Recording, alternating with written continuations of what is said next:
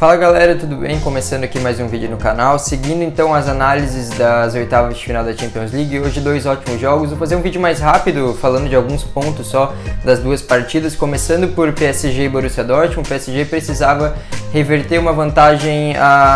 pequena de um gol, né? 1-0 já classificava por conta do gol fora, perdeu de 2-1 lá na Alemanha. Mas o PSG, claro, ele sempre carrega uma bagagem por ele ter, como eu falei naquele vídeo de análise, do preview das partidas, ele sempre tem uma bagagem de problemas crônicos com as oitavas de final da Champions League, porque esse projeto de posicionar o PSG como uma força continental, uma força mundial, ele passa totalmente por você acabar conquistando o título da Champions, claro, mas antes disso tem que passar das oitavas, tem que passar das quartas, da semi, até pelo menos chegar numa final, mostrar que tá encorpando essa história do clube, tá encorpando esse projeto no geral. E então hoje era um jogo muito importante, a reação dos jogadores para uma vitória de 2-0 sobre o Borussia Dortmund, que atualmente é um ótimo time, melhorou muito nos últimos meses, mas também não é exatamente uma potência, é um jogo que em tese o PSG deveria ganhar, só que a reação dos jogadores ela demonstra tudo o que significa e como esse peso ele existe realmente para todo mundo ali. O PSG ele foi eliminado nas oitavas das últimas 3 edições do torneio, e hoje fez um jogo muito inteligente, fez um jogo de entender os momentos da partida, fez um jogo de voltar a fazer o que sabia melhor, que é jogar naquele quarteto ofensivo, mesmo sem Mbappé, sem Icardi, que faziam parte do quarteto original, com Neymar e Di Maria. Hoje foi Sarabia e Cavani, mesmo sem essas peças mais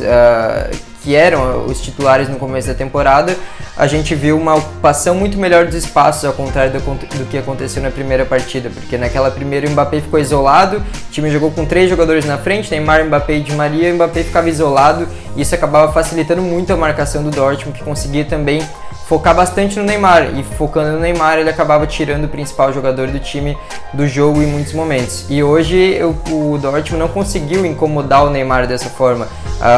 O Neymar também não foi sua versão mais brilhante, sua versão mais espetacular, mas foi uma versão que contribuiu muito para o time em todas as fases do jogo, inclusive defensivamente. Foi uma partida em que o lado esquerdo do PSG poderia preocupar, porque entrou o Bernat, um cara que, ofensivamente falando, ele tinha como contribuir, ele inclusive fez o gol, foi uma escolha certa do Thomas Tuchel, só que do outro lado tinha o Hakimi, que é um dos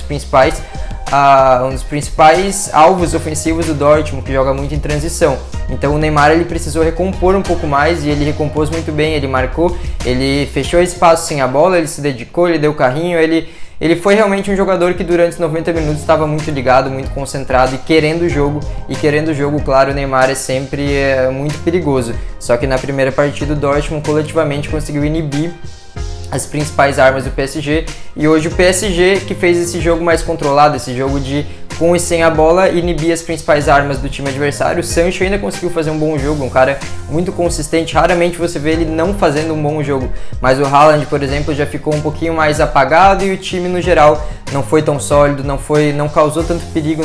não lembro de ter causado perigo para a meta do Keylor Navas. Então foi um time consciente do que precisava fazer, as ideias foram boas, a estratégia do Thomas Tuchel foi boa, a execução também correspondeu em campo, e o PSG finalmente está nas quartas, e claro, é um time para a gente ficar de olho, porque pode sim chegar na final e eventualmente ser campeão, até porque, agora emendando com a análise da outra partida, um dos favoritos, talvez o principal favorito, acho que ninguém nega que é o principal time do mundo atualmente, e agora isso vai começar a mudar provavelmente, né? Mas o Liverpool caiu, o Liverpool foi eliminado pelo Atlético de Madrid, perdeu em casa, não perdia 42 jogos, se eu não me engano, em Anfield, 25 em Anfield, em competições europeias. Então, pra gente ter noção do feito dos comandados do Diego Simeone hoje. O Simeone, que é um cara que ele tá sendo muito criticado ultimamente, porque essa versão do Atlético de Madrid, realmente ela se você compara com as melhores versões que já teve, com os times que chegaram em fases avançadas da Champions, não consegue gerar ali uma conexão, você não consegue ver aquele Atlético de Madrid nessa versão do Atlético de Madrid. Mas em momentos decisivos, eu falei também na análise antes daquele primeiro jogo, a gente não pode duvidar de um cara que em Champions, em mata-mata de Champions, ele só foi eliminado para times que tinham o extraterrestre Cristiano Ronaldo, no caso o Real Madrid, e depois naquele jogo contra a Juventus na temporada passada levando 3-0. Mas hoje foi um jogo de extrema concentração, de extrema confiança, de extrema, não digo exatamente tranquilidade, mas de você saber que mesmo em situações adversas, mesmo com o que é possivelmente para mim o melhor time do mundo, o Liverpool, te amassando a todo momento, conseguindo dominar a partida, conseguindo criar, conseguindo ameaçar muito o seu gol, você tem jogadores capazes de segurar um pouco as pontas e compensar algumas falhas coletivas, como o Oblak, e claro, você ter uma força ali que claramente a gente observa como o Simeone, ele passa todo o coração dele, toda a alma dele para cada jogador que está em campo. A gente vê nas comemorações, a gente vê nas reações, é um time que realmente vive a flor da pele, vive as partidas intensamente, e hoje foi um jogo sem Morata. O time sentiu muita falta de um jogador capaz de ser o alvo nas transições, porque obviamente o Liverpool dominaria, o Atlético de Madrid precisaria descansar um pouco, precisaria ter um pouco mais a bola em alguns momentos para o Liverpool não ficar em cima toda hora, mas até a entrada do Morata, tinha Diego Costa e João Félix no comando do ataque, não conseguiu fazer isso. O Diego Costa, essa versão do Diego Costa também é uma versão muito fraca em todos os sentidos, ele nem se compara com o perigo que o Morata oferece. Se no geral ele não é conhecido por ser um ótimo finalizador, por um cara que você confia quando está no 1 contra 1 ali, não é um matador,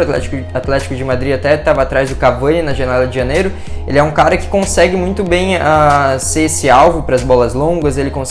se coloca em boas posições para receber essas bolas, que não é só você ser alto ou ser forte, é você estar nos lugares certos, nos momentos certos, ele domina esse quesito, ele é fisicamente muito superior a Diego Costa no momento e muito superior à maioria dos atacantes do mundo, ele é um cara que consegue correr como poucos, consegue se movimentar como poucos, ele tem um jogo de combinação mesmo, o famoso 1-2 ali, tabelas rápidas, bem apurado também, mereceu fazer o gol que acabou sacramentando a vitória, né, a virada sobre o Liverpool 3-2 já no finalzinho da prorrogação, e no geral foi um jogo um duelo de estratégias, um duelo de treinadores que já marcaram seu nome na história. O Klopp, a gente não pode tirar nada dele, eu acredito. Acho que hoje ele fez praticamente tudo o que tinha que fazer para dar as melhores chances para o Liverpool, mas futebol é isso, futebol tem 22 jogadores e os outros 11 hoje foram